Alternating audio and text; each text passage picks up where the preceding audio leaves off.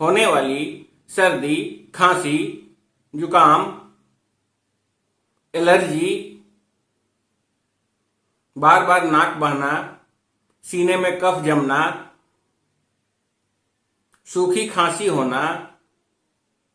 श्वास में कष्ट होना, गले में कफ जमना, इन सभी समस्याओं के लिए होम्योपैथिक का एक कॉम्बिनेशन बताने जा रहा हूं, जिसका आप नियम पूर्वक सेवन करते हैं तो आप इन सभी समस्याओं से छुटकारा